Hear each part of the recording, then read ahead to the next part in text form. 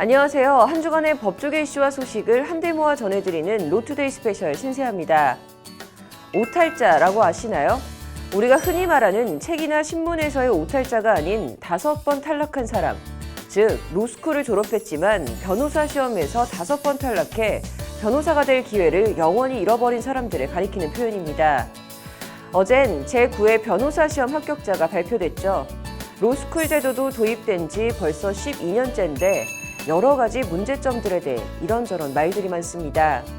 이에 저희 법률방송도 절망의 변시, 위기의 로스쿨이라는 주제로 기획보도를 시작했는데요. 그 첫 번째 순서, 오탈자들의 솔직한 발언을 들어봤습니다. 알리를 한국에서 살 수 있게 해주세요. 알리에게 추방이 아닌 영주권을 줘야 하지 않나요? 청와대 국민청원 게시글에 어느 불법 체류 외국인 노동자에 대한 내용이 올라오면서 많은 사람들의 호응을 얻고 있다고 합니다. 어떤 사연일까요? 이슈 플러스에서 확인해 보시죠. 그 외 법조계의 다양한 소식들 이어서 전해드리겠습니다. 오탈자라는 말 들어본 적 있으신가요? 신문이나 책에서 보이는 오자나 탈자라는 뜻이 아닌데요.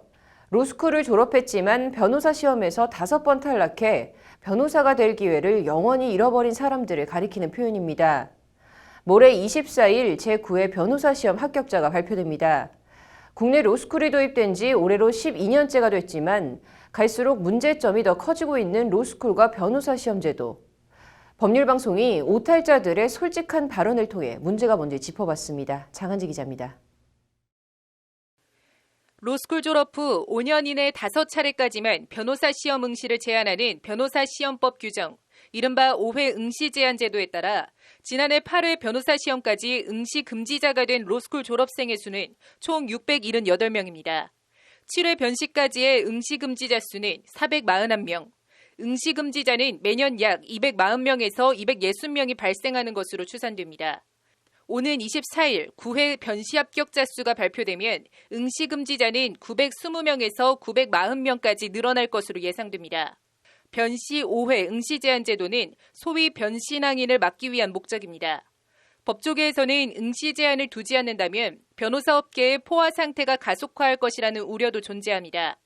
5년간 5차례 변시에 응시했으나 합격하지 못한 이들에게는 소위 오탈자라는 낙인이 찍힙니다. 그냥 통상 법무부에서 부정적인 이미지를 강조하기 위해서 쓰고 있는데 저희는 응시 금지자거든요. 제가 살면서 평생 동안 금지되는 거거든요. 변호사 시험 평생 금지를 당하는 거라서. 응시 금지자를 향해 5차례 기회 동안 왜 합격하지 못했냐는 시선이 있지만 이들은 사정을 모르는 얘기라고 말합니다. 변시 합격률이 매년 50% 정도에 불과해 응시자 2명 중 1명은 떨어질 수밖에 없다는 겁니다. 당초 자격시험으로 도입된 변호사 시험이 선발시험이 돼버려 변신항인을 양산하고 있다는 지적입니다. 더 큰 문제는 5번의 시험을 연속으로 봐야 한다는 점입니다. 출산과 육아, 질병이 있어도 응시할 수밖에 없다는 겁니다.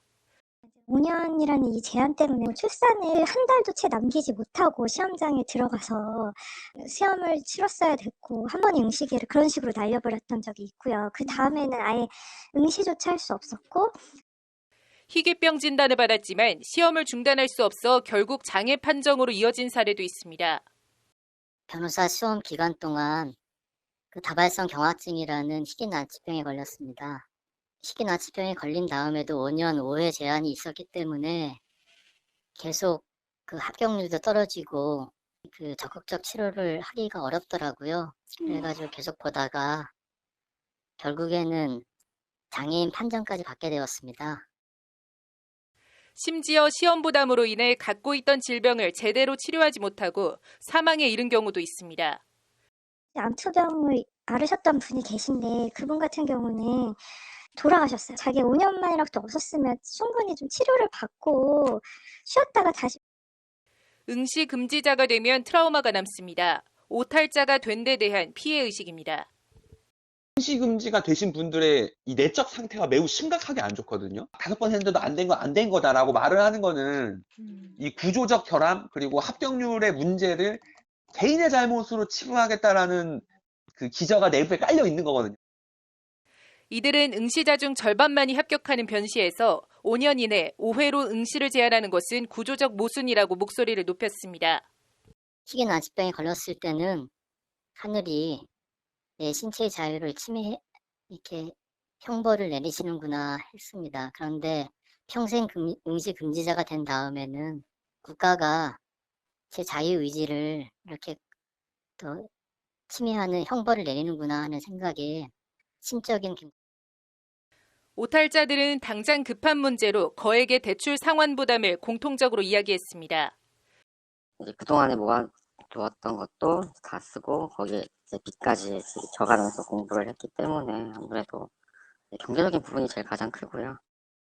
마이너스 통장을 대부분 많이 써요. 국립대는 학자금이 보통 한 학기당 500만 원씩 해서 6학기 하면 3천 정도 잡으면 돼요. 사립대는 2배예요. 변시 응시 금지자가 된 후 취업이나 아르바이트를 하며 돈을 벌고 있긴 하지만 여전히 로스쿨을 다니면서 썼던 돈을 갚고 있습니다. 한 2년 정도 정리했는데 아직도 계속 갖고 있죠. 대출이 굉장히 힘들어요. 그러면 10년 경력 공부하고 취업을 한다 하더라도 빚이 거의 6, 7천이에요.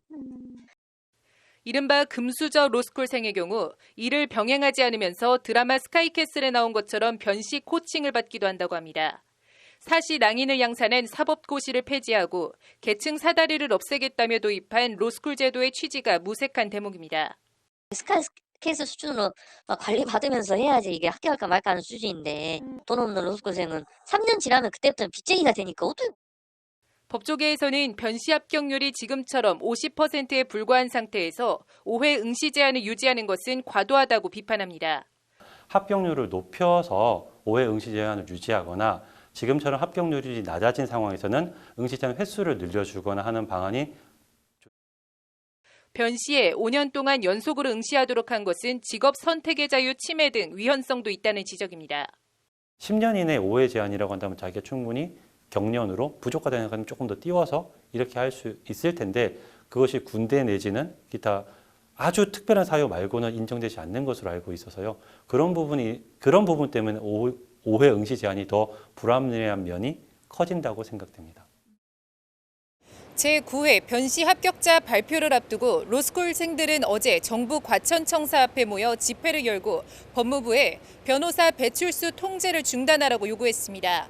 법조인 양성과 배출 제도의 문제점, 이제 그냥 덮어둘 수 없는 한계에 온 것이 아닌가 하는 생각이 듭니다. 법률방송 장하지입니다. 2020년도 제9회 변호사 시험 합격자가 오늘 오후 발표됐습니다. 1,768명이 변시에 합격해 응시자 대비 53.32%의 합격률을 기록했습니다. 최근 몇 년 동안 변시 합격률은 계속 50% 안팎을 보이고 있는데요. 관련해서 변호사 시험 응시 자격을 로스쿨 졸업 5년 내 5회로 제한한 변호사법을 두고 논란이 끊이지 않고 있습니다. 이른바 오탈자 논란인데요. 해당 법조항이 위헌이라며 헌법재판소에 제기된 헌법소원 심판 청구서를 법률방송이 단독 입수했습니다. 오탈자 위헌 논란 어떻게 봐야 하는지 청구서 내용을 장한지 기자가 전해드립니다. 2020년도 제9회 변호사 시험 합격자가 오늘 오후 발표됐습니다. 제9회 변시엔 모두 3,316명이 응시해 1,768명이 합격의 기쁨을 누렸습니다. 응시자 대비 합격률은 53.32%입니다. 만점 1,660점의 합격 기준 점수는 900.29점으로 나타났습니다. 법무부는 기존 변호사 시험의 합격자 수와 합격률, 로스쿨 도입 취지, 응시 인원 증감, 법조인 수급 상황 등을 종합적으로 고려해 합격 인원을 정했다고 밝혔습니다. 이번 결정은 로스쿨 도입 취지를 고려해 3년의 정상적인 교육 과정을 이수한 실력 있는 응시생이라면 합격할 수 있도록 교육의 정상화에 방점을 뒀다는 게 법무부의 자평입니다. 변호사 시험 합격을 둘러싼 논란은 해가 거듭될수록 가라앉기는커녕 커지고 있습니다. 고작 절반인 변시 합격률과 로스쿨 졸업 후 5년 내 5회 응시 제한 변호사 시험법 규정이 논란의 핵심입니다. 2016년 제5회 55.2%의 합격률을 기록했던 변호사 시험은 2017년 제6회 때는 51.5%로 낮아졌다가 2018년 제7회 때는 49.4%로 50% 선도 무너졌습니다. 이후 2019년 제8회 50.8%로 간신히 과반을 기록했고 올해 제9회는 53.3%로 절반을 살짝 넘겼습니다. 응시생 2명 중 1명은 떨어져야 하는 구조가 고착화되고 있는 겁니다. 그런데 변호사 시험법 제7조는 시험은 법학전문대학원의 석사 학위를 취득한 달의 말일부터 5년 내 5회만 응시할 수 있다고 규정하고 있습니다. 이 5년 내 5회 제한 안에 합격하지 못하면 로스쿨 3년을 다니고 변시에 5년을 투자하고 아무것도 손에 쥐는 것 없이 변시에 다시 도전할 기회조차 박탈당한 이른바 오탈자 인생이 되는 겁니다. 희귀 난치병에 걸렸을 때는 하늘이 내 신체의 자유를 이렇게 형벌을 내리시는구나 했습니다. 그런데 평생 응시 금지자가 된 다음에는 국가가 제 자유의지를 이렇게 더 침해하는 형벌을 내리는구나 하는 생각에 심적인 때문에 해당 조항이 직업 선택의 자유와 행복 추구권 등 헌법적 권리를 침해한다는 주장이 지속적으로 제기되어 왔고 지난해 4월과 올해 4월 2년 연속 헌법재판소에 헌법소원이 청구됐습니다. 저한테 개인적으로 연락해서 그 헌법소원을 하고 싶다는 분이 있어서 또 작년에 제출한 헌법소원이 있고 올해 제출한 헌법소원이 있죠. 작년에는 작년에 5번 본 사람, 올해는 올해 5번째 본 사람. 법률방송이 입수한 지난해 4월 헌재에 청구된 헌법소원 청구서입니다. 변시 응시를 5회로 제한한 변호사 시험법 조항은 기본적으로 직업 선택의 자유와 행복 추구권을 침해해 위헌이라는 것이 청구인들의 주장입니다. 부정행위를 저지르면 몇 년 동안 응시를 못한다 이렇게 나와 있지 평생 동안 응시를 못하게 한다 이런 건 없잖아요. 평생 못하게 한 거는 아마 우리나라에서는 이게 유일합니다. 예. 청구인 가운데는 특히 여성도 있는데 이 여성은 임신 중에 변호사 시험에 응시했다가 출산 당시 과다출혈로 이후 2년 동안 변시에 응시하지 못했습니다. 그럼에도 변호사 시험법은 병역법이나 군인사법에 따른 병역 의무를 이행하는 경우만을 5년 내 5회 조항의 예외 조항으로 두고 있고 임신과 출산 등은 전혀 규정하지 않고 있습니다. 5년 내 5회 조항은 최소성 원칙 위배, 직업의 자유에 대한 전면적 봉쇄와 이에 따른 사익의 침해, 무엇보다 헌법상 평등권 침해가 명확하다는 것이 청구인들의 주장입니다. 오히려 이 제한 조항이 있기 때문에 사람들이 마음도 급해지고 굉장히 저는 부작용이 더 많다고 봐요. 과잉금지 원칙의 최소 침해성의 원칙만 생각을 하더라도 좀 이론적으로 위헌이라고 저는 확신하고 있죠. 김정환 변호사는 이와 함께 변호사 시험법 해당 조항이 애초 합격률이 90%를 넘는 의사국가고시처럼 변호사 시험도 자격 시험으로 치러지는 것을 전제로 만들어졌다는 점을 지적합니다. 그런데 현실은 합격률이 50%에 불과해 자격 시험이 아닌 절반은 반드시 떨어져야 하는 사실상 선발 시험으로 치러지고 있는 만큼 해당 법 조항은 목적의 정당성을 상실했다는 게 김 변호사의 주장입니다. 일단은 5년 5회 조항 자체가 전 잘못된 제한이라고 생각을 해요. 직업 선택과 관련해가지고 본인이 선택할 수 있는 기회 자체를 그렇게 횟수와 연도로 제한할 의미가 없다고 보거든요. 본인이 공부를 해보고 자기가 이 시험에 안 맞는다고 생각하면은 바로 그만둘 수도 있는 거고. 국회에선 임신과 출산, 질병 등 특정한 경우엔 군복무처럼 예외 조항을 둬야 한다는 논의가 있었지만 별 진전은 없었습니다. 임신 출산한 경우에도 응시 기간의 제한을 풀어주자 이런 논의가 있었고 법사위에서 회의까지 한 번 있었거든요. 근데 이제 20대 국회야 하도 엉망이다 보니까 입법화에 성공하지 못하고 지나갔지만은 이에 따라 변신항인을 막기 위한 취지를 살리는 차원에서 5회 제한 규정은 그대로 두더라도 최소한 로스쿨 석사 취득 후 5년 내라는 기간 조항은 폐지해야 한다는 목소리가 힘을 얻고 있습니다. 응시 기간의 제한이라도 없앰으로써 변호사라는 직업을 언제든가 선택할 수 있는 시기의 선택권을 수험생들한테 주는 것이 마땅하고 그리고 국가가 청년들의 앞날에 대해서 그렇게 엄격하게 규제를 해서 국가가 얻을 수 있는 이익이 뭐가 있겠습니까? 5년 내 5회 응시 제한 조항에 걸려 더 이상 변시를 칠 수 없게 된 로스쿨 졸업자들은 스스로를 응시 금지자, 응시 박탈자라고 말합니다. 그리고 이들은 현행 제도가 유지되는 한 계속 늘어날 수밖에 없습니다. 변신항인 양산을 방지하면서도 이들을 구제할 수 있는 합리적인 대안 마련이 시급해 보입니다. 법률방송 장한지입니다.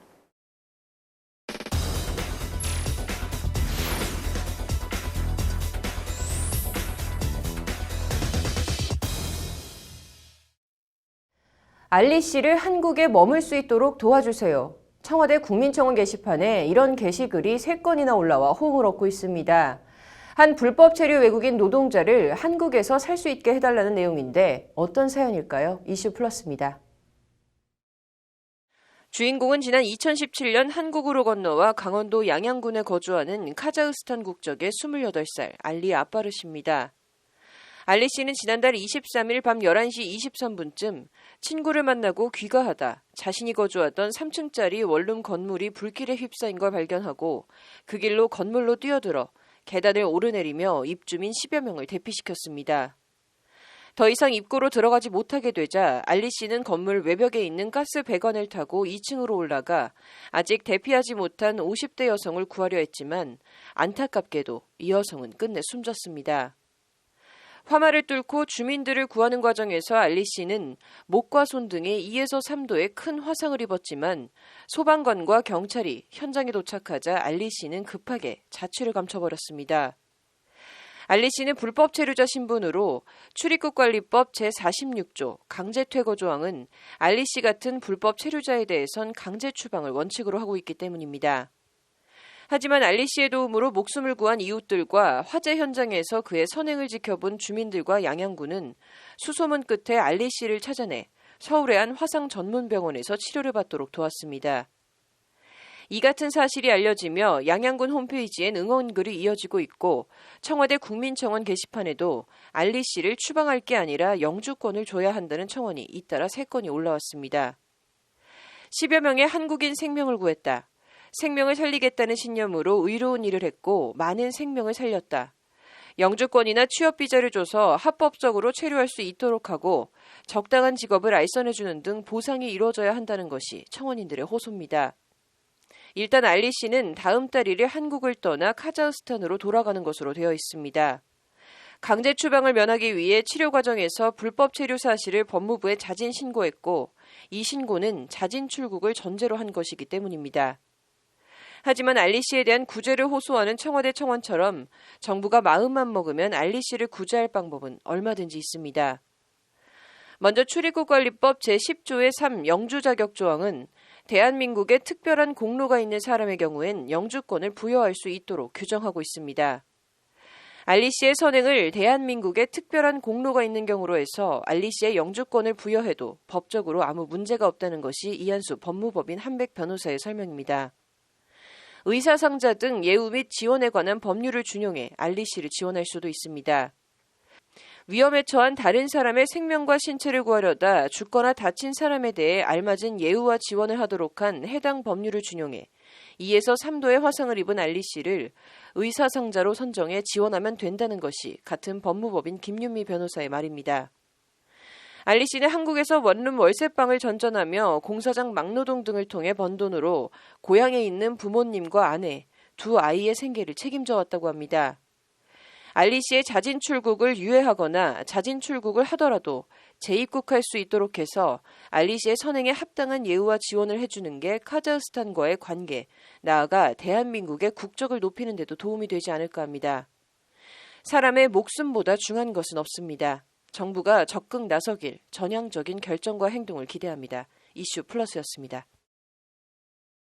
오늘 서울중앙지법 앞에선 N번방에 분노한 사람들이라는 단체의 법원 규탄 기자회견이 열렸습니다. N번방 등 텔레그램 성착취는 사법부의 솜방망이 판결을 먹고 자랐다는 게 이들의 성토입니다.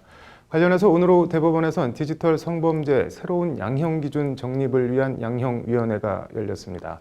장한지 기자입니다.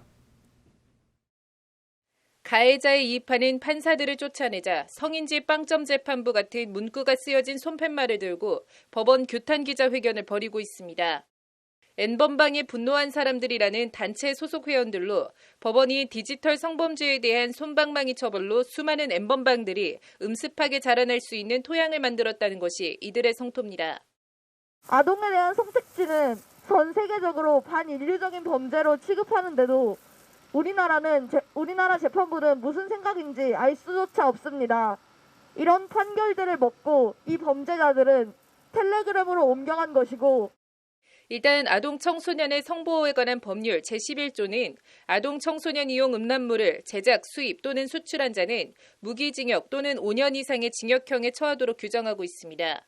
영리 목적 판매는 벌금형 없이 10년 이하의 징역에 처하고 단순 배포의 경우에도 최대 7년까지 징역에 처할 수 있도록 하고 있습니다. 법 조문상 형량은 간간해준을 처벌하는 등 결코 가볍지 않은데 문제는 법원의 실제 판결 양형입니다. 2014년부터 5년간 청소년 성보호법 11조 위반으로 처벌받은 50건 중 44건인 88%가 집행유예를 받았습니다. 실형을 선고받은 경우는 단 6건 12%에 불과합니다. 아동 청소년 음란물을 만들거나 퍼뜨려도 10명 가운데 9명 가까이는 실형을 안 살고 풀려났다는 얘기입니다. 심지어 다크웹에서 전 세계 최대 아동 성착취물 사이트를 운영하다 국제공조로 체포된 손정우의 경우도 징역 1년 6개월이 고작입니다. 텔레그램 성착취에 가담한 가해자들은 이미 이러한 가해자 중심적 판결 성향을 파악하고 성범죄 감경 지식을 공유하며 재판에서 잘 먹히는 반성문을 온라인에서 거래하고 있었습니다. 이런 가운데 대법원 양형위원회는 오늘 오후 전체 회의를 열고 청소년 성보호법 제11조 아동 청소년 이용 음란물 범죄에 대한 양형 기준을 논의했습니다. 일단 아동 청소년 음란물 범죄에 대한 양형 기준이 들쑥날쑥하고 무엇보다 솜방망이 처벌에 그쳐 양형 수위를 높여야 한다는 데는 어느 정도 공감대가 있는 상태입니다. 같은 죄명인 경우에 다른 판사들이 어떻게 판단을 했는지 그런 게 이제 판결 선고할 때 참작이 되다 보니까 계속 그런 식으로 낮은 형이 선고된 게 한번 계속 그렇게 낮게 그 후속적인 판결에서도 계속. 하지만 대법원 젠더법 연구회 소속 판사들이 지난달 관련 설문조사에서 감경 사유에 대해 묻는 등 아동 청소년 음란물 범죄의 심각성을 제대로 인식하지 못하고 있다는 비판이 제기되는 등 진통도 있습니다. 오늘 기자회견 참가자들도 이 같은 점을 지적하며 우리 법원이 성범죄를 용인한다는 잘못된 메시지를 주지 않도록 처벌을 크게 강화해야 한다고 목소리를 높였습니다. 더 이상 초범이나 진지한 반성 등 상투적인 판결로 아동 청소년 음란물 범죄에 면죄부를 줘서는 안 된다는 게 이들의 요구입니다. 가해자들, 동조자들, 외면하는 자들이 만들어낸 사회를 바꿔야 한다. 더 이상의 피해자들이 나오지 않도록 모두 나서야만 한다. 법을 바꾸고 사회 인식을 바꿔야 한다. 지금 당장 바뀌어야 한다. 디지털 성범죄에 대한 처벌을 획기적으로 강화해야 한다는 목소리가 높아지고 있는 가운데 대법원 양형위 회의 결과는 오는 22일 발표될 예정입니다. 양형위는 양형기준안이 의결되면 국회 등 관계기관 의견을 거친 뒤 공청회를 열어 이번 상반기 중으로 양형기준안을 확정할 방침입니다. 법률방송 장한지입니다. 조국 전 법무부 장관의 아들에게 허위 인턴 증명서를 발급해 대학원 입시 업무를 방해한 혐의로 재판에 넘겨진 최광욱 열린민주당 국회의원 당선인에 대한 첫 재판이 오늘 열렸습니다. 최 당선인은 일체의 혐의를 부인하며 정치 검찰의 불법적인 기소로 법정으로 간다며 검찰 기소를 강하게 성토했습니다. 업무방해죄 성립 여부에 대해선 법조계 의견이 갈리고 있습니다. 장한지 기자가 현장을 취재했습니다. 취재진을 향해 저 때문에 오신 거예요? 라고 물으며 여유로운 표정으로 법원에 들어온 최광욱 당선인은 검찰이 무고한 피고인을 양산했던 행태를 반복하고 있다며 검찰 기소를 비판했습니다. 윤석열 총장의 지시에 따른 정치검찰의 불법적이고 정치적인 기소로 저는 오늘 법정으로 갑니다. 이미 그 시민들의 심판은 이루어졌다고 생각합니다. 단지 그간 보여왔던 그 검찰의 여러 직권남용, 그다음에 여러 가지 그간의 언론을 조종하거나 언론과 결탁해서 여러 사람을 괴롭히고. 최광욱 당선인은 조국 민정수석 재직 당시 청와대 공직기강 비서관으로 함께 근무했고 그 전부터 인연이 있었습니다.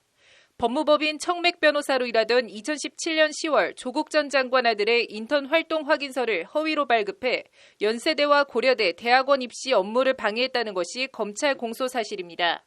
최 당선인은 이에 대해 검찰이 수사와 기소로 정치를 하고 있다고 자신에 대한 검찰 기소를 거듭 강하게 성토했습니다. 정작 법정에 서야 할 사람들은 한 줌도 안 되는 검찰 정치를 행하고 있는 검사들입니다. 이 부분이 명확하게 앞으로도 알려줄 수 있기를 바라고 저는 피고인의 한 사람으로 사법정의에 따른 적법한 판단을 구하기 위해서 충분히 소상히 말씀드리고 재판에서 최 당선인 변호인은 공소 사실을 부인한다며 혐의 일체를 부인했습니다. 조 전 장관 아들이 주말과 일과 후에 문서 편집, 기록 정리 등 실제로 인턴 활동을 했다. 인턴 증명서가 위계가 아니다라는 게 최 당선인 측의 주장입니다. 최 당선인 측은 이와 함께 조 전 장관 아들이 어느 학교나 학교에 지원하는지도 몰랐다. 이 사건 시작하면서 알았다고 강조했습니다. 애초 어느 학교에 지원했는지도 몰랐던 만큼 대학원 입시를 방해한다는 업무 방해에 고의가 없었다는 취지의 주장입니다. 최 당선인 변호인은 그러면서 인턴 확인서는 필수 전형 요건이 아니라 16시간의 인턴 활동이 대학원 합격 여부에 영향을 미치지도 않는다고 지적했습니다. 왜 피고인이 기소됐는지 납득하기 어렵다. 이런 기소가 어떻게 가능한지 의문이라는 것이 최 당선인 측의 주장입니다. 최 당선인 측은 이에 조 전 장관 아들에게 확인서를 발급해준 사람들 가운데 유일하게 최 당선인만 선별적으로 기소한 이유가 뭐냐고 목소리를 높였습니다.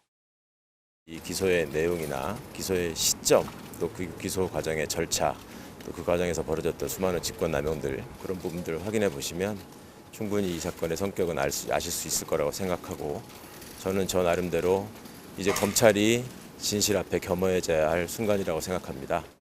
검찰은 이에 대해 확인서를 작성한 이들은 여러 명이지만 조국 전 장관 부부와 공모관계에 있는 경우 기소할 수 있는 것이라며 선별적 기소라는 주장에 동의하기 어렵다고 반박했습니다. 검찰은 그러면서 증거로 낸 청맥 서류의 기재 내용을 비교해보아야 더욱 허위 여부가 명확해질 것이라며 인턴 증명서가 진짜라는 최 당선인 측 주장을 거듭 반박했습니다. 법조계에선 일단 인턴 증명서가 허위가 명백하다면 업무방해죄가 성립할 수 있다는 견해가 있습니다. 심사를 할 거 아닙니까? 입학 여부를. 그런데 가짜를 집어넣었으면 이 사람들이 제대로 심사할 수 있었을까요? 사립대학은 자기네 업무가 방해된 거고 국립대학은 공무가 방해된 거죠. 반면 설사 인턴 증명서가 허위라 해도 해당 증명서가 대학원 입시에 별 영향을 미친 게 없다면 업무방해죄가 성립하기 어렵다는 반론도 있습니다. 우리나라는 이런 인턴 증명서라든지 경력 증명서 같은 게 거의 요식화된 경향이 커요. 그리고 이거에 대해서 계량화된 점수를 부여하기가 참 어려운 게 심사를 들어가 보면 기준이 없으니까 거의 무시해요. 양측의 공방을 들은 재판부는 6월 2일 다음 재판을 열어 이날 증거조사를 진행하기로 했습니다. 검찰을 향해 세상이 바뀐 걸 실감하게 해주겠다는 최강욱 당선인과 그런 최 당선인을 업무방해 혐의로 기소해 재판정에 세운 검찰과의 진검승부가 시작됐습니다. 법률방송 장은지입니다. 피해액 1조 6천억 원 규모의 라임 자산운용 사태를 수사하는 검찰이 오늘 금융위원회를 전격 압수수색했습니다. 라임 사태 피해자들은 같은 날 여의도에서 금융감독원의 사태 해결을 촉구하는 집회를 이어나갔습니다. 신세아 기자가 집회 현장에서 라임 사태 관련 소송을 대리하고 있는 김정철 변호사를 만나 라임 사태가 어떻게 진행되고 있는지 등에 대한 얘기를 들어봤습니다. 피해자들 죽어간다. 금감원은 해결하라. 절정에 이른 꽃샘 추위 속에서도 라임 자산운용 환매 중단 사태 피해자들이 피켓을 들고 금감원의 문제 해결에 적극 나설 것을 촉구하는 집회를 열고 있습니다. 집회 참가자들은 안전하다는 말에 속아 노후 자금을 모두 털어넣었는데 길거리에 나앉게 생겼는데 판매 금융회사들은 나 몰라라 하고 있다며 분통을 터뜨립니다. 지금 대신증권은 지금 환매가 중단되고 저희들이 집회도 하고 면담도 요청하고 그랬는데 전혀 응하지 않고 있어요. 단 한 번의 공식적인 어떤 입장도 한 번도 내놓지 않고 더군 정말 화가 나는 건 저희들이 이렇게 집회를 하고 그러는 와중인데도 한마디 사과 한마디가 없었습니다. 공식적이거나 비공식적이거나. 지난해 말 기준 라임 자산운용의 환매 중단 펀드 규모는 1조 6,679억 원에 달합니다. 안을 자세히 뜯어보면 무역금융펀드 등 4개의 모펀드와 173개의 자펀드가 우리은행과 신한은행, 대신증권 등 19개 판매사를 통해 개인과 기관에 팔리면서 복잡하게 얽혀 있습니다. 개인 투자만 떼어놓고 보면 4,035개의 개인 계좌로 1조 원 가까이 팔려나가 1인당 평균 2억 5천만 원을 투자한 것으로 나타났습니다. 이것들을 원금까지 고스란히 떼일 처지에 놓인 겁니다. 라임 몸통 금감원은 밝혀내라! 밝혀내라! 밝혀내라! 밝혀내라! 피해자들이 라임 몸통을 밝혀내라고 요구하는 것은 라임 사태가 위험 정보를 제대로 고지하지 않은 단순 불완전 판매가 아니라 애초 사기였다는 주장과 맞닿아 있습니다. 실제 라임은 조단위 환매 중단 사태가 발생한 이후에도 배후 실세로 지목받고 있는 스타모빌리티 김봉현 전 회장에 195억 원을 지원한 것으로 검찰 수사 결과 드러나고 있습니다.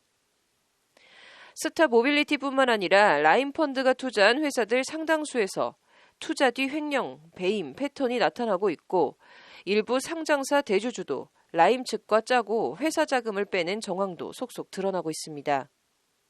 애초 투자 목적으로 자금을 모은 게 아니고 엉뚱한 곳에 자금을 빼돌리거나 빼돌린 자금을 돌려막기 하기 위해 판매를 계속한 만큼 이는 사기에 해당한다는 것이 피해자들의 주장입니다. 지금 현재 대신증권을 상대로 소송을 하고 있고요. 네. 대신증권이 금융상품을 판매하는 데 있어서 적극적인 기망행위를 했다라는 것을 전제로 해서 특이하고 사기적 부정거래 행위를 통한 자본시장법 위반 행위로 지금 남부지검에 고소를 한 상태입니다.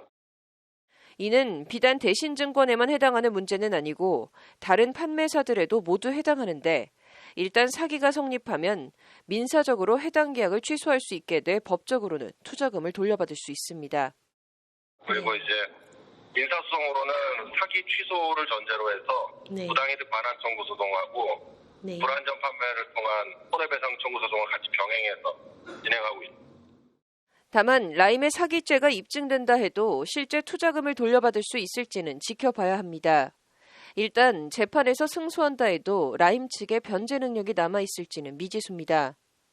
여기에 시중은행과 증권사 등 판매사들도 자신들도 라임에 속은 피해자라는 입장이어서 문제 해결을 더 어렵게 만들고 있습니다. 당장 피해자 보상과 관련된 금감원 조정이 차일피일 미뤄지며 결정이 안 나고 있는 것도 이런 영향 때문입니다. 금감원의 조사가 이루어지더라도 그 부분이 얼마나 빨리 조정이 이루어질지, 조정 결정을 내릴지에 대한 의문이 있고요. 두 번째는 조정이 되더라도 투자자별로 또 차이가 있기 때문에 그런 부분으로 인해서 아마 조정이 일괄적으로 이루어지기는 쉽지는 않을 것 같고요. 조정이 이뤄지더라도 피해자임을 자처하고 있는 금융회사들이 금감원 조정을 수용해 이행할지도 여전히 불투명한 상황입니다. 그다음에 조정 결정이 내려지더라도 판매사인 증권사나 은행에서 그거를 얼마나 수용할지 그 부분이 아마 쟁점이 될 겁니다. 이런 가운데 라임 사태를 수사하는 서울 남부지검 형사 6부가 오늘 서울 광화문 금융위원회를 압수수색했습니다. 검찰은 라임 자산운용의 사모펀드 운용 판매를 관리 감독하는 금융위 관련 부서에서 수사에 필요한 자료를 찾아 압수해간 것으로 전해졌습니다. 앞서 검찰은 최근 김봉현 전 회장에게 금감원 내부 자료를 빼돌린 혐의 등으로 청와대 김모 전 행정관을 구속하는 등 수사에 속도를 내고 있습니다. 검찰은 아직 신병을 확보하지 못한 김봉현 전 회장과 라임펀드 운용을 총괄하며 자금을 좌지우지했던 이종필 라임자산운용 전 부사장의 신병을 확보하는 데 수세력을 모으고 있습니다. 소송은 운용사의 운용 실패 책임 등을 놓고 공방이 전개될 것으로 보이는 가운데 검찰 수사와 금감원의 판단이 주목됩니다. 법률방송 신세아입니다.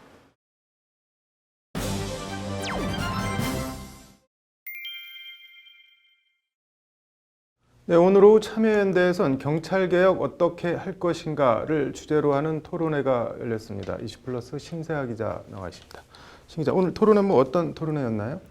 네, 민변과 참여연대 그리고 경실련, 그리고 민주주의 법학연구회 등 이 시민사회단체가 연대해서 만든 경찰개혁 네트워크 주최로 현재 이제 국회와 정치권에서 추진 중인 경찰개혁 방안에 대한 건설적인 비판과 대안을 모색해보는 토론회였습니다.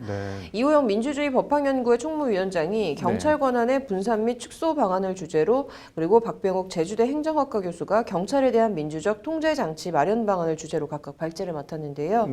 오민혜 오민의 민변 변호사가 국회 계류 중인 이 경찰개혁 관련한 법안들에 대한 분석과 평가 발제를 맡았고요. 네. 참여연대 정책자문위원장인 한상희 건국대 로스쿨 교수 사회로 오병도 홍대법대 교수 등이 참석한 가운데 토론회가 이어졌습니다. 네. 먼저 현재 계류 중인 경찰개혁 관련한 법안들에 대한 평가부터 좀 볼까요? 이 경찰 조직이 워낙 방대한 만큼 개혁 네. 법안들도 굉장히 다양하고 내용도 많은데요. 네. 크게 보면 경찰을 국가경찰과 또 광역 단위의 자치경찰로 나누고 국가수사본부를 신설을 해서 수사를 전담하는 내용이 그 골자입니다. 네. 강론에서는 이 경찰청장은 국가수사본부장에 대해 개별적이고 구체적인 수사지휘를 못하게 하고 네. 자치경찰은 경찰청이 아닌 시도지사의 소속이지만 시도지사로부터 독립해서 일선 치안이나 교통 등 주민 생활과 밀접한 이런 업무를 맡게 하는 이런 내용들을 담고 있습니다. 네. 이제 해당 발제를 맡은 오민의 민변 변호사는 일단 자치경찰과 관련해서는 자치경찰 사무를 지나치게 한정할 경우에는 네. 이제 국가경찰이 기피하는 업무를 떠맡는 좀 외곽 조직 비슷한 것으로 전락할 수 있다라는 점을 네. 지적을 하면서 어떤 경우든 이 정치적 중립성과 독립성 확보 방안 등의 마련이 필요하다 이렇게 강조를 했습니다. 뭐 구체적으로 뭘 어떻게 해야 한다는 건가요? 이 경찰 권력 분산 및 축소 방안 발제를 맡았던 이호영 민주주의 법학연구회 총무위원장은 먼저 이 신설되는 국가수사본부장은 개방직으로 선발을 해야 된다. 그리고 네. 이에 대한 인사권도 경찰청장이 아닌 중립적인 이제 기구인 경찰위원회가 맡아야 된다 이렇게 말을 했는데요. 네. 한번 직접 들어보시겠습니다. 네. 일반 경찰, 수사 경찰을 분리한 것은 긍정적으로 좀 평가할 만하다고 보여집니다. 그런데 그럼에도 불구하고 이 선발권을 인사권을 누가 갖느냐에 대해서는 명확하지 않고요. 그래서 이것을 만약에 경찰청장 내지는 정부에서 갖고 있다고 할 때 과연 이것을 분리한 의도가 제대로 드러나겠느냐. 현재는 경찰청장이 수사국장 등 경찰청에 있는 각 국장과 지방 경찰청에 대한 이제 일반적 지휘는 물론이고 특정 사건에 대한 구체적인 지휘도 모두 다 가능한 구조입니다. 그래서 이를 이제 경찰청장과 각 지방청장 그리고 경찰서장은 국가수사본부장이나 지방청 수사본부장 또 일선 경찰서 수사형사과장에 대해서 일반적인 지휘는 하되 구체적인 사건 지휘는 하지 못하게 해서 경찰청장을 정점으로 이렇게 피라미드식으로 되어 있는 이런 수사 구조와 권한을 분산해야 한다라는 것이 이 위원장의 제언입니다. 뭐 자치경찰 관련해서는 어떤 말들이 나왔나요? 일단은 정부가 현재 제시하고 있는 자치경찰제에 대한 이호영 박사의 평가는 좀 아주 인색한데요. 네. 현장에서 국가경찰과 자치경찰의 출동 사무가 좀 혼용될 가능성이 높고 책임 떠넘기기 등의 이제 문제가 발생할 소지가 높다라는 게 이제 이호영 총무위원장의 지적입니다. 따라서 광역범죄나 외사 그리고 보안, 테러, 또 사이버범죄, 부패, 선거범죄 등 좀 국가경찰이 해야 할 업무와 자치경찰이 해야 할 업무를 명확히 분담해야 된다라는 이제 얘기가 있었고요. 또 자치경찰 고위직 인사를 이제 정치인이 지자체장에 맡길 게 아니라 이제 중립적인 시도별 경찰위원회에서 행사할 수 있도록 해야 된다라는 제언 등도 함께 나왔습니다. 뭐 다른 얘기들은 뭐가 더 나왔나요? 이 검경 수사권 조정에 따라서 검찰도 통제할 수 없고 경찰청장도 이제 국가수사본부를 구체적으로 지휘를 하거나 통제하지 못하게 되면 누가 통제할 수 있을 것이냐라는 이런 원론적인 질문도 좀 나왔습니다. 이제 시도지사의 지휘를 받지 않은 자치경찰도 같은 질문을 좀 해볼 수가 있겠는데요. 경찰에 대한 민주적 통제 방안을 주제로 발제를 맡은 박병욱 제주대 교수는 이제 이와 관련해서 경찰위원회에 실질적인 권한을 부여를 해서 경찰에 대한 민주적인 통제가 좀 이루어지게 해야 된다라고 강조를 했습니다. 이제 현행 경찰법은 경찰위원회 심의 의결 사항의 구속력을 전혀 이제 규정하지 않고 있는데요. 이 관련 법을 바꿔서 경찰위원회를 이제 실질적인 심의 의결 기구로 만들어야 한다라는 것이 박 교수의 제언입니다. 이제 박 교수는 또 이제 학교 폭력을 예로 들면서 지역사회 경찰 활동에 뭐 주민 참여를 보장하는 등 자치 경찰의 경우에도 풀뿌리 민주주의라는 관점에서 접근해야 된다라는 필요성을 강조했습니다.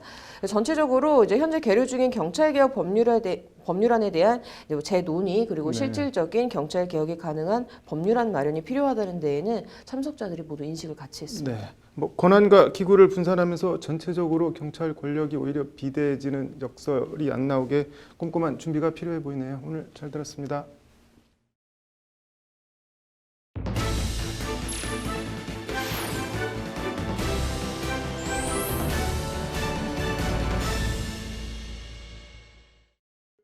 조국 전 장관 아내 정경심 동양대 교수가 조 전 장관 오촌 조카 조범동 씨 재판에 증인으로 채택됐지만 출석하지 않아 법원에서 과태료를 맞았습니다. 어떻게 봐야 할까요? 앵커 브리핑입니다. 정경심 교수는 오늘 서울중앙지법 형사합의 24부 소병석 부장판사 심리로 열린 조범동 씨 재판에 증인으로 채택됐지만 나오지 않았습니다. 정 교수는 앞서 지난 13일 법원에 불출석 사유서를 내고 나오지 않겠다는 뜻을 밝혔습니다. 검사의 증인 신문은 피고인 신문과 다를 바 없고 증인으로 출석해 증언한 내용이 본인의 재판 증거로 제출될 수 있으므로 출석할 수 없다는 것이 불출석 사유서 내용입니다. 일단 조범동 씨의 공소장 범죄 사실 중에는 허위 컨설팅 계약을 통한 횡령, 사모펀드 약정 관련 금융위원회 허위 보고, 증거 인멸 등 3가지 항목에서 정 교수가 공범으로 적시되어 있습니다.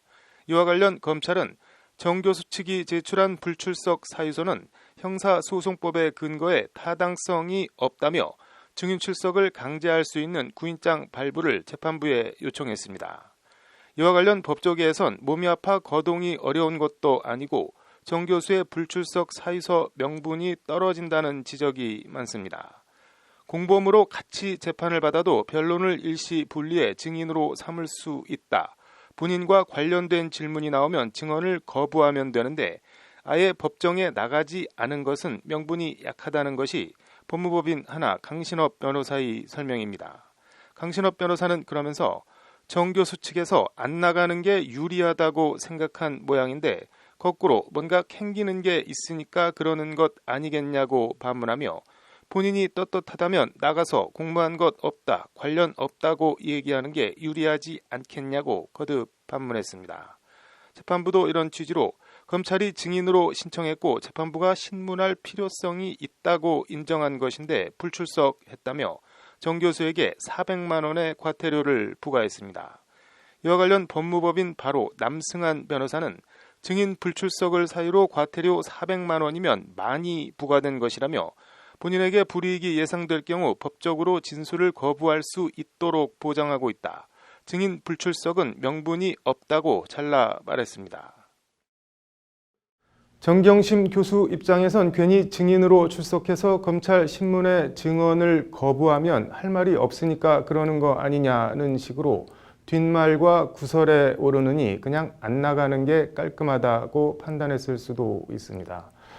그런데 세상이 뜻대로만 되는 건 아닌 것 같습니다. 재판부는 오는 27일 오전으로 다시 정경심 교수의 증인신문 기일을 지정했습니다. 재판부는 그래도 안 나오면 절차에 따라 조치를 할 수 있다고 말해 이날도 또 출석하지 않으면 오후에 곧바로 구인영장을 집행할 수 있다는 뜻을 내비쳤습니다. 정 교수가 나올지 나와서 무슨 말을 할지 그냥 입을 닫고 진술을 거부할지 궁금합니다. 앵커 브리핑입니다. 직장 상사의 갑질을 회사에 제보한 인턴이 신뢰와 협력 항목 평가에서 안 좋은 점수를 받고 정규직 채용에서 탈락했습니다. 한국도로공사에서 벌어진 일인데 인턴이 근무 평정 결과에 따라 본채용이 거부된 건 이 사례가 처음이라고 합니다. 부당해고 관련 소송에서 법원은 어떻게 판단했을까요? 앵커 브리핑입니다. 뉴스원 보도에 따르면 박모 씨는 지난 2018년 9월 인턴 3개월 동안 특별한 결격 사유가 없으면 정규직으로 임용되는 한국도로공사 도로관리원 인턴 사원으로 입사했다고 합니다.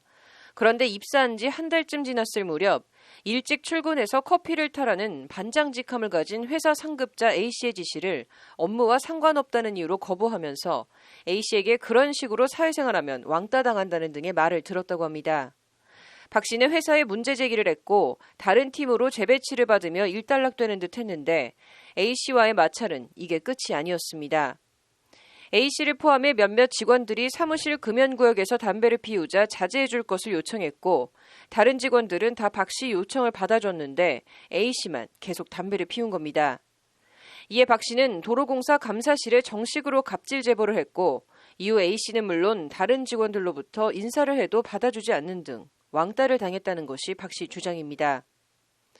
박 씨는 이후 여러 평가 항목 가운데 신뢰와 협력 항목에서만 계속 관찰 평가를 받았고 2019년 1월 근로계약 종료를 통보받았습니다. 도로공사 역사상 인턴이 근무 평정을 사유로 본 채용이 거부된 경우는 박 씨가 유일하다고 합니다. 이에 박 씨는 경기지방노동위원회에 부당해고 구제 신청을 했고 진호위는 박 씨 손을 들어줘 원직 복귀 판정을 내렸습니다. 중노위도 도로공사의 재심 신청을 기각하고 진호위 판정을 유지했습니다. 박 씨가 근무 평정에서 괴속 관찰로 평가받은 항목은 신뢰와 협력이 유일하다. 이런 평가는 박 씨와 A 씨와의 분쟁과 박 씨가 흡연 사실을 제보한 것에서 비롯됐다고 보인다. 이를 공정한 업무 평가로 볼 수 있을지 의문이 든다는 것이 중노위 판단입니다. 도로공사는 이에 불복해 서울행정법원에 부당해고 구제, 재심 판정 취소 소송을 냈습니다. 그런데 행정법원은 중노위의 부당해고 결정을 뒤집고 중노위 결정이 위법하다고 판결했습니다. 면담 내용을 비춰봐도 박 씨가 다른 직원들과 신뢰관계나 협력관계를 형성하지 못했던 것으로 보인다. 평정의 공정성은 확보되었다고 평가된다는 게 행정법원 판단입니다. 갑질이나 원인 제공 여부를 떠나 박 씨가 A 씨를 포함해 다른 직원들과 신뢰와 협력관계를 형성하지 못한 건 사실인 만큼 근무 평정 자체가 잘못됐다고 볼 수 없고 따라서 해당 근무 평정 결과를 바탕으로 한 정직원 임용 거부는 정당하다는 게 행정법원 판결 취지입니다. 갑질 제보에 찍혀 공정하지 않은 근무 평정을 받아 부당해고를 당했다는 노동위원회의 판정과 갑질 제보와는 별개로 평가 자체는 공정해 부당해고가 아니라는 법원 판결. 시청자 여러분은 어느 쪽이 더 상식적이고 합리적이라고 생각하실지 궁금합니다. 앵커 브리핑이었습니다. 더불어민주당은 오늘 오전 국회에서 청와대와 정부 부처 관계자 등과 함께 당정청 협의를 열고 아동, 청소년 성범죄물은 소지만 해도 처벌하는 등 디지털 성범죄 근절 대책을 마련해 발표했습니다. 현행 13세 미만인 미성년자 의제 강간 연령은 만 16세 미만으로 상향 조정하기로 했습니다. 앵커 브리핑입니다. 디지털 성범죄 근절 대책 당정 협의가 끝난 뒤 검사 출신인 민주당 디지털 성범죄 근절 대책단 단장인 백혜련 의원은 언론 브리핑을 갖고 관련 내용을 설명했습니다. 백혜련 단장은 먼저 정부는 아동 청소년 대상 성범죄물에 대해 제작과 판매는 물론 소지와 광고, 구매 행위까지 처벌하기로 했다고 밝혔습니다. 백 단장은 그러면서 보는 것도 범죄라는 사회적 인식 전환에 주력할 것이라고 강조했습니다. N번방 사건에서 드러난 것처럼 아무 범죄의식 없이 아동 청소년 성착취물을 내려받아 보는 행위에 경종을 울려 이를 근절하겠다는 겁니다. 이를 위해 당정은 아동 청소년 성착취물 광고 소개 행위 처벌 및 신고 포상금 도입, 관련 범죄자 취업 제한 확대 등을 추진합니다. 아울러 인터넷 사업자의 디지털 성범죄물 유통 방지 의무가 한층 강화되고 피해자에 대한 24시간 원스톱 지원 체계도 구축됩니다. 이른바 N번방 재발 방지 3법을 조속히 처리하는 한편 성범죄 유죄 확정 판결 전이라도 범죄 수익을 몰수할 수 있도록 하는 독립 몰수제도 도입합니다. 관련 법안을 20대 국회에서 조속히 처리하겠다. 아동 청소년 성보호에 관한 법률 개정안, 독립 몰수제 관련 법안 등도 긴급히 발의해 20대 국회에서 처리할 것이라는 게 백혜련 단장의 설명입니다. 독립 몰수제의 경우 위헌 논란이 제기될 수 있다는 지적에 대해 백혜련 단장은 범죄 유형에 따라서 이미 유죄 판결 전이라도 범죄 수익을 몰수하는 것이 있다며 위헌 소지는 없을 것이라고 잘라 말했습니다. 백 단장은 또 당정이 아동 청소년 대상 성범죄의 경우 양형 하한 설정을 추진하기로 한 것을 두고 일부에서 다른 범죄 처벌과의 비례성의 문제를 지적하는 것에 대해서도 그런 인식 자체가 디지털 성범죄에 대한 경각심을 가지지 못한 것이라고 강하게 말했습니다. 디지털 성범죄는 한 사람의 인격을 죽일 수 있는 심각한 범죄다. 하한 설정과 관련해서는 국민적 공감대가 이미 형성돼 있다고 본다고 말했습니다. 아동 청소년 성범죄만 일정 형량 이하로 선고하지 못하도록 한 것은 위헌적인 요소가 있다는 일부의 지적을 강하게 반박한 겁니다. 이인영 민주당 원내대표도 모두 발언해서 지난 21일 대법원 양형위가 디지털 성범죄 양형을 기준보다 높였으나 그것으로 부족하다는 사회적 공감대가 있다며 기술 발전을 따라잡지 못해 생긴 사각지대를 철저히 보완할 종합대책을 마련하겠다고 강조했습니다. 이 원내대표는 그러면서 피해자에 대한 보호 지원은 물론이고 범죄 대상이 될 수 있는 아동과 청소년에 대한 철저한 보호 장치도 함께 마련하겠다고 밝혔습니다. 이와 관련 당정은 현재 13세 미만인 미성년자 의제 강간 연령을 만 16세 미만으로 상향 조정하고 대상 청소년을 피해자로 규정하기로 했습니다.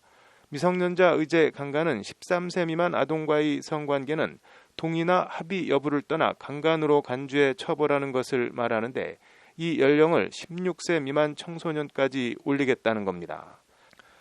대상 청소년을 피해자로 규정하겠다는 것은 이른바 원조교제나 조건 만남 등 성매매의 경우 성을 파는 쪽도 함께 처벌받도록 돼 있어 아동 청소년이 잘못된 성매매에 나섰다가 오히려 이를 빌미로 협박 등을 통해 또 다른 성착취를 당하는 경우를 차단하겠다는 취지입니다. 미성년자 의제 강간의 경우 고의, 그러니까 현행법에 따르면 상대가 13세 미만이라는 것을 알고 있거나 알고 있었을 개연성이 있어야 처벌할 수 있습니다. 그래서 미성년자 성매수남이 요즘 애들 발육 좋다, 13세 미만인 줄 몰랐다고 주장하는 경우가 대부분입니다. 이제 16세 미만으로 상향되면 그런 경우가 더 늘어날 것입니다. 이런 비겁한 변명이 안 먹힐 수 있는 장치 마련도 필요해 보입니다. 아무튼 아동 청소년 대상 성범죄는 뿌리를 뽑아야겠습니다. 앵커 브리핑이었습니다. 앞으로 N번방 등 온라인과 오프라인에서 성범죄를 저질러 형사처벌을 받은 대학생은 유치원 및 초중고 교사 교원 자격 자체를 취득할 수 없게 됩니다. 앵커 브리핑입니다. 교육부는 오늘 오전 정부 세종청사에서 유은혜 사회부총리 겸 교육부 장관 주재로 사회관계 장관회의를 열고 어제 관계부처 합동으로 발표한 디지털 성범죄 근절대책에 교육 분야 후속 조치를 내놨습니다. 교육부는 먼저 성범죄 관련 형사처분 이력이 있을 경우 교원 자격 취득을 제한해 성범죄자가 유치원 및 초중고 교단에 서는 것을 원천적으로 차단하기로 했습니다. 교육부 관계자는 기존에는 학교 교원을 임명할 때 성범죄 이력이 결격 사유로 작용했는데 이제 교권 자격을 갖는 것 자체를 차단하는 것이라고 설명했습니다. 유치원이나 학교에 따라 성범죄 전력이 있어도 취업이 가능한 상황을 원천 차단해 성범죄를 저지른 경우 교육대학이나 사범대학을 나와도 아예 교원 자격 자체를 갖지 못하도록 하겠다는 겁니다. 교육부는 이를 위해 초중등 교육법과 유아교육법의 관련 조항을 신설할 예정입니다. 이와 관련 교육부는 수사기관 협조를 얻어 N번방 등 디지털 성범죄에 가담한 가해자 가운데 대학생이 있는지 파악해 징계 등의 조처를 검토하기로 했습니다. 교육부는 이와 함께 학생과 학부모를 대상으로 하는 디지털 성범죄 예방교육을 강화하고 교원 직무, 자격연수 과정에도 디지털 성범죄 예방 내용을 강화하기로 했습니다. 교육부는 또 학교 성교육을 포괄적, 체계적으로 손질하는 한편 성인지 감수성 교육 프로그램과 자료를 학교 현장에 보급할 계획입니다. 교육부 관계자는 학생들이 디지털 환경에서 옳고 그른 것을 판단할 수 있도록 미디어 리터러시 교육도 강화할 것이라며 디지털 성폭력 실태조사 및 심층 연구 등을 바탕으로 대책을 마련하겠다고 밝혔습니다. 이런 가운데 여자친구를 마구 때리고 성폭행한 의대생에 대한 법원의 솜방망이 처벌과 이 의대생이 의사면허를 따는데 아무런 제약이 없다는 사실을 두고 청와대 국민청원이 올라오는 등 논란이 확산되고 있습니다. 전북의 한 의과대학 본과 4학년 A씨는 지난 2018년 9월 3일 새벽 2시 반쯤 여자친구의 원룸에서 여자친구를 추행하다가 그만하지 않으면 신고하겠다는 말에 격분해 여자친구의 뺨을 여러 차례 때리고 목을 조른 뒤 여자친구를 성폭행한 혐의 등으로 재판에 넘겨졌습니다. A씨는 같은 날 아침 7시쯤 앞으로 연락하지 말고 찾아오지 않았으면 좋겠다는 여자친구의 이별 통보에 다시 격분해 여자친구를 또 여러 차례 때리고 목을 조른 혐의와 면허 정지 수준의 혈중 알코올 농도 상태에서 BMW 승용차를 몰다 사고를 낸 혐의 등도 받고 있습니다. 재판에서 A씨 변호인은 여자친구를 폭행한 것은 강간과 무관하고 성관계는 동의한 것으로 알고 했다는 취지로 주장했습니다. 22일 법원에 따르면 전주지법은 A씨 측 주장을 기각하고 성폭행 등 혐의 전부를 유죄로 판단해 징역 2년에 집행유예 3년을 선고했습니다. 피고인이 피해자를 폭행해 반항을 억압한 후 강간한 사안으로 범행 경위와 수단, 방법, 결과 등에 비춰 죄질이 매우 무겁다는 것이 재판부 질타입니다. 하지만 이런 재판부 질타가 무색하게 집행유예 판결이 내려진 데 대해 이 의대생이 의사 면허를 따는데 아무런 제약이 없다는 사실이 알려지면서 논란과 비판이 커지고 있습니다. 의료인 결격 사유를 규정한 의료법에 의료관계 법률 위반을 제외한 성범죄나 폭행, 상해 등 다른 범죄를 저지른 경우에 대한 결격 사유를 규정해 놓고 있지 않기 때문입니다.